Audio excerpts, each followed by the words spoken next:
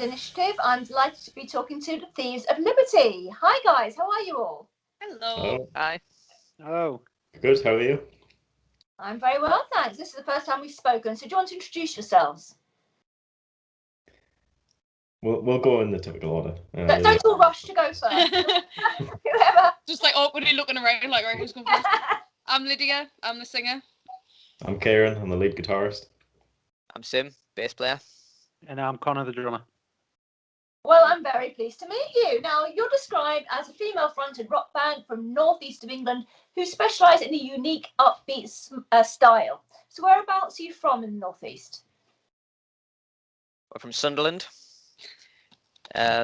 We live mostly in and around Sunderland. We've got a couple in Horton and Kieran in Seaham, but we would class our hometown officially as being in Sunderland. Sunderland, right, got it. Yeah, but most people seem to think that Sunderland and Newcastle are the same thing, and we won't correct them if they say that. They're just like, yeah, it's close enough. Yeah, but of course everyone knows that Newcastle and Sunderland are definitely not the same thing. So You'd think, but not everyone does. Well, let this be a lesson to anyone that wasn't sure. Okay. So tell us about yourself. How did you form and when? Go on, Kieran. Okay. So we all went to the same college/university. It was all on the same campus in Sunderland, and I met everyone individually and sort of pulled us all together. So me and Connor are in the same music class.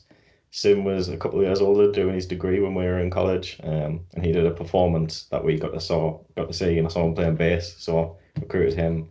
And then Lydia started college a year after we did, and she did a performance, and I started doing a cover of Hailstorm, and I was like, yes, that's the singer we need to complete the puzzle. Yeah, and I said no. Yeah. I said no because at the time I thought I wanted to do like a solo project, and I was like, well, I don't want to be in a band. Like, I just, I feel better just on my own.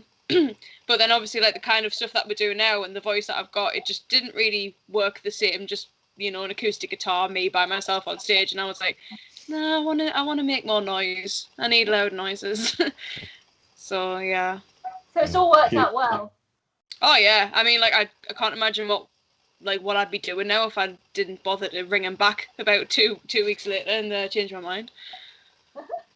Well, you released your debut EP, that was in 2019. It's called Yeah You, and what have you been doing since then?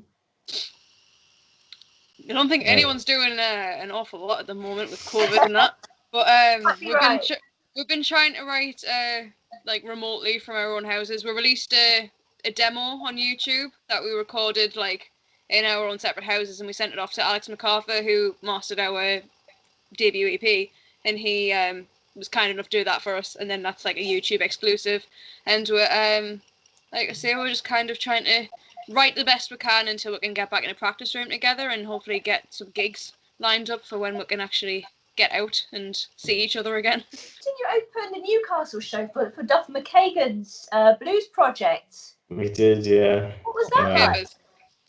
Well, the official line that we use is we opened for Duff McKagan's blues project. However, he was actually touring with Guns N' Roses at the time, so we didn't get to meet Duff, unfortunately. But they're still an amazing band, and like it was a great experience to be able to support them as well. Like, really enjoyed that. You didn't meet Duff, exactly. No, we didn't meet Duff. No. Not yet. It was his band, but unfortunately there was a touring bass player with them because he was a little bit busy with a slightly bigger band, I guess you would say. Well, yeah. No biggie. No biggie, no. So tell us about the highlights of your career so far. What are the places you played in that stand out the most? What gigs, festivals? One of my favourites. Sorry, one of my favourites. We managed to play twice in a row. Was Camden Rocks Festival. Oh, okay. It's just such a good event because there's so many different venues, but they're all within walking distance of each other. So you can just pop in, go and see a band, and then check and say, oh, this band are on in half an hour, and walk 20 minutes down the road, hearing music coming from other venues as you're walking past as well, because there's so many things going on at once. And so the first year we played that, we won a competition thanks to our fans. We got enough votes to go and play. at one of the venues there. And then the second year, Fireball invited us back because they had a stage there. They had a booth, and we played and then sat and had a few drinks with them, and it was really good. So Nice. love to go back to Camden Rocks. I mean, I've never been to Camden Rocks, but Oh, you should. Oh, it's amazing. school in You need to Camden. go. I absolutely love Camden, so yeah, it's something I'd love to go to. So, well, I mean that sounds great. What do you have anything planned this year? Did you have anything in the diary, sort of tour wise or gigs? Anything you had to phone? Well, the main thing we were working on was we were hoping to get another album out. So that got postponed basically because we couldn't earn any money with no gigs to actually be able to fund it, and obviously not able to get in the studio, that kind of thing. But for sure, we're going to step up the writing process as soon as we can, and then from that point, we'll try and organise a tour or something to support that. Tell me how you got involved with the Forge Ahead initiative. How did that all come about? That was. Connor should answer one because he hasn't answered one yet. Connor even know? I don't I was think going to say, does Connor know how the project? One I was massively involved in from the beginning, so it's probably best I don't answer this one. I think I should Why probably did you answer even this one bother because fixing your I. microphone, Connor? You just haven't said anything. So it goes back to a festival we played called Venture Fest that was down in Nottingham, and that was put on by somebody that we knew. So it was my girlfriend's brother went to university with the guy who started the project, and Tina, who manages all of the Forge Ahead initiative bands, she was the photographer there because she's a local photographer to the scene. So I don't know if she knew the festival organizer or if he'd just been in contact because she was one of the local photographers down there. But she came along, photographed us, and she just said how much she enjoyed our set. And then we probably didn't have any contact with her for probably about a year, 2 years, and then because that was back in 2018 we played Venture Fest. 2018, yeah. Yeah. And then so she popped up at some point last year and just said, "Hi guys, I've got a proposition for you if you're interested." And we were just like, "Yeah, well, sure. What have you got?" And then that was it. So it was just a great sort of idea that they had, and we just really wanted into it.